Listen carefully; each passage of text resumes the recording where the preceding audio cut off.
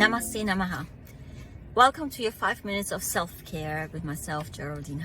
So today I'd like to speak to you about boundaries. We went through relationships last week. Now, setting our boundaries is a key component for ourselves to stay in peace, and also again a tool for self-love. How many times do you find yourself being in situations where you don't want to be in because you're just doing this out of a favor or because people expect this from you, and you just feel like it's fine to say yes and you do it? Yet again, you know exactly deep down inside, and it feels not very comfortable, and it is in your leisure time, you still say yes to it. Instead of just saying, okay, no, I'm going to stay in tonight, I'm going to take it easy tonight, or I just feel like not doing this particular thing. And this is derived from a very, very deep notion of a trauma that most likely we have experienced in our childhood, where we just feel like we need to overgive and please other people in order to feel being good enough and worth it, so that we are seen and acknowledged. And we mainly do this because of actions, what we do, rather than actually just being enough. Now, setting boundaries is such a key component, especially in our professional lives. If we're not able to set our boundaries and be able to say no in a diplomatic way and express this no, that it's very clear why we have these boundaries and we set these boundaries, then we only are enabling people to have these expectations from us that we always have to perform this way, or we have to commit to certain things all this way, or we have to deliver constantly in a certain highest level. We are enabling it. This is the key component, taking responsibility for oneself again, and not just saying like, oh, I'm a victim, it's his fault, he's taking too much from me. Like, no, you have enabled this person to take that from you. So this is very important, that we again have to step into our power and understand that we have the choice to say yes or no. And it is absolutely uncomfortable to say no many times if you're already used to being a people pleaser and overgiver, because you want to be liked, you want to be accepted, you want to be seen, you want to be acknowledged, you want gratitude from this other person, instead of actually just saying to yourself, hey, you know what, I'm good enough as I am. That does not require me that I have to go above and beyond, out of my comfort zone or out of my boundaries that I hold for myself.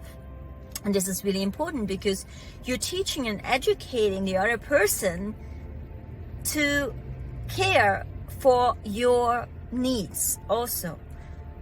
This is part of your self-care, because you're educating and training this person how to have respect for you and what is okay for you and what is not. So just be aware, taking this responsibility back and accountability. It is very easy to find yourself as victimizing yourself. It's very easy, and listen, that happens to all of us. But at the end of the day, we have enabled that behavior. We have enabled that expectations from us. We have enabled exactly this kind of situation to be repeated again and again and again.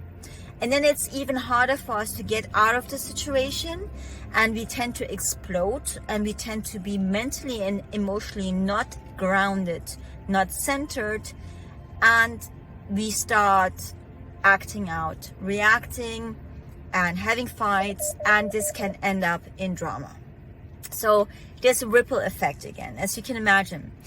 And this is the same for your business partners you choose, for instance. For those of you who are entrepreneurs, I always say, if you choose a business partner, choose this person wisely to understand where he or she are, where they are at their own self-development. If they are still under so much pressure through their traumas that they are so conditioned and programmed. Now, for instance, I had a business partner who could not say no. and she would do anything and everything for this client, lie, not stay in integrity, cheat, and not be transparent, just for the sake of being accepted by this client and maybe get paid. Eventually, it ends up in a really bad way. You don't get paid, you don't stay aligned in integrity, and you burn your bridges with other businesses as well as colleagues and friends. And I always said to her, what you have not been able to heal within yourself, meaning not being able to set boundaries healthily, then this means I'm the one who gets dragged into it too, and I cannot set these boundaries for you. I can only set my own boundaries. But this means if you say yes to something and you commit to it, me as a business partner, I have to oblige to these expectations. So which means if you work for free, this means it's expected from me to do it too.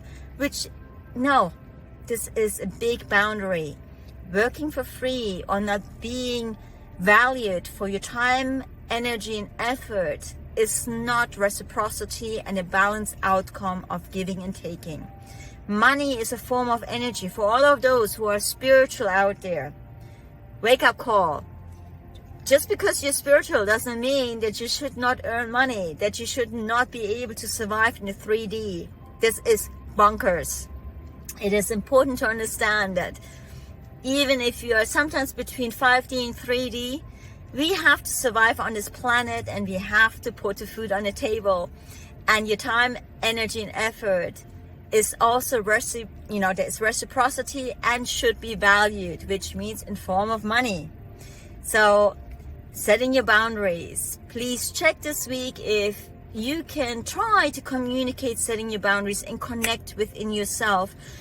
Follow your intuition, understand what your heart speaks, whether this is really fully okay with you to do it or not. Namaste, Namaha.